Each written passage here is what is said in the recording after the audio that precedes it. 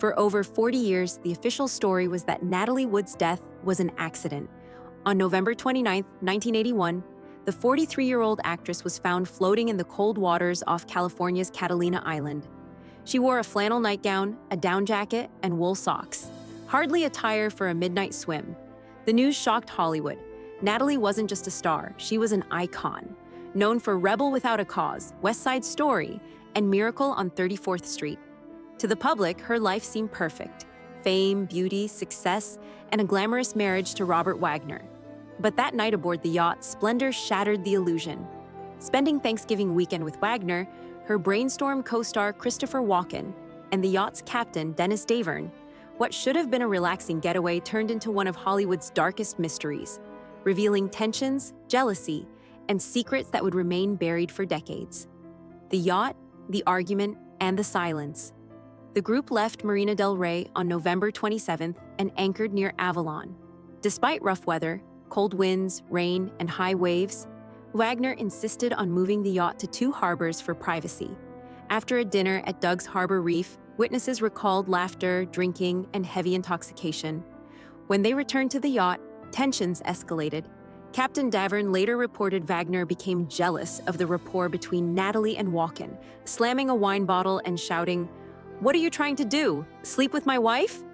Around midnight, a woman on a nearby boat heard cries across the water. "Help me! Someone please help me! I'm drowning!" A man's calm voice replied, "Okay, honey."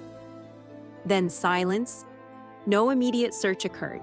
It would be over 4 hours before authorities were alerted, by which time Natalie's body was found a mile from the yacht, the dinghy still tied as if untouched. Childhood and the making of a star.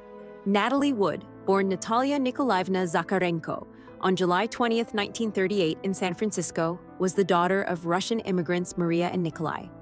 Her mother saw fame as a ticket out of poverty, and Natalie was her hope. At 4, a film crew noticed her in Santa Rosa, giving her a small role. She soon appeared in Happy Land and, by 1946, starred alongside Orson Welles in Tomorrow is Forever. Welles later said she acted from the heart, not the script. Even as a child star, Natalie endured grueling schedules, 12-hour days, 6 days a week, while also studying on set. Her mother's perfectionism left little room for a normal childhood. By 16, Natalie was Hollywood's next leading lady. Rebel Without a Cause earned her an Oscar nomination and cemented her as a cultural icon. Yet behind the glamour, she experienced confusion, exploitation, and pressures no teenager should face: love, jealousy, and early marriages. Natalie's relationships reflected both her longing for love and the pressures of fame. At 19, she married actor Robert Wagner, fulfilling a childhood fantasy, but their marriage faced strain from career imbalances and personal jealousies. By 1962, the couple divorced. Later, she married British producer Richard Gregson, having daughter Natasha in 1970, only to experience betrayal and another divorce. In 1972, she and Wagner reunited, marrying again on a yacht off Malibu, and welcoming daughter Courtney in 1974. But old patterns persisted. Wagner's jealousy, Natalie's career restlessness, and private arguments marked their later years. When Brainstorm paired her with Christopher Walken in 1981, tension followed them home. What was intended as a holiday getaway would instead become a night that ended her life, a night whose circumstances remain murky, full of conflicting accounts and unanswered questions. Fear, control, and Hollywood pressures. Natalie had long-standing fears that foreshadowed her final night.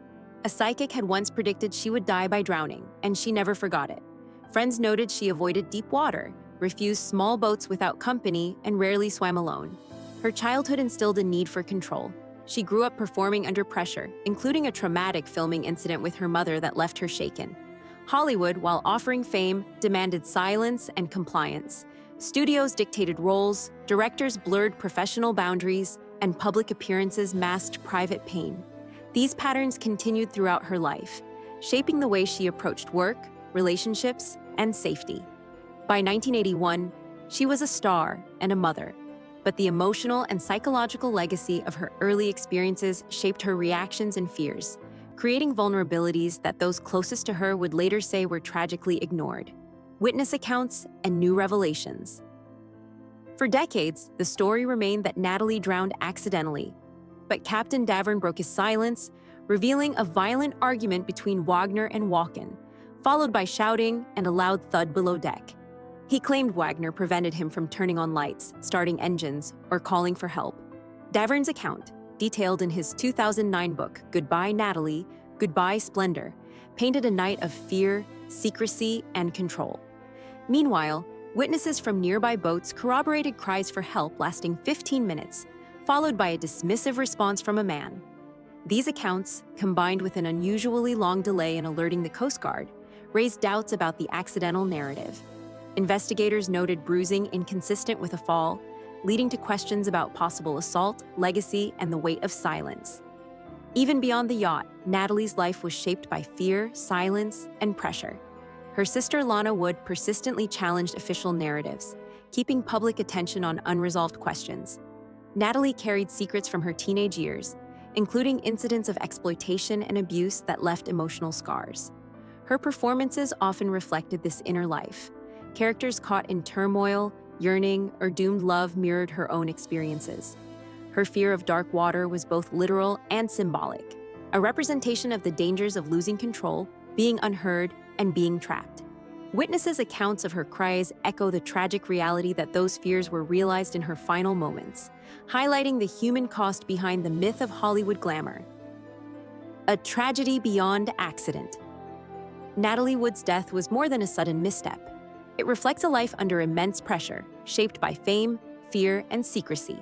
Her childhood, her marriages, and the power dynamics of Hollywood all contributed to the context of her final night. The long silence, unanswered cries, and delayed rescue make it clear that her death was a tragedy with layers that extend far beyond what the public initially believed. While the full truth may never be known, the evidence and witness accounts suggest a more complicated story than a simple accident. For those who knew her, Natalie's life and death serve as a stark reminder of vulnerability, the consequences of silence, and the ways in which even the brightest stars can be surrounded by darkness. Remembering Natalie Wood. Natalie Wood remains a Hollywood icon, celebrated for her talent, beauty, and enduring performances. Yet the tragedy of her death reminds us that fame can hide pain, and that those we admire may carry fears and scars invisible to the world. Her story underscores the importance of listening, of acknowledging trauma, and of holding those in positions of power accountable. Though decades have passed, the questions remain. Her sister Lana's persistence ensures the world remembers not only the star, but the human being behind the legend. Natalie Wood's legacy is both a celebration of artistic brilliance and a cautionary tale, a reminder that silence can have a deadly cost, and that the truth deserves to be sought, even in the darkest waters.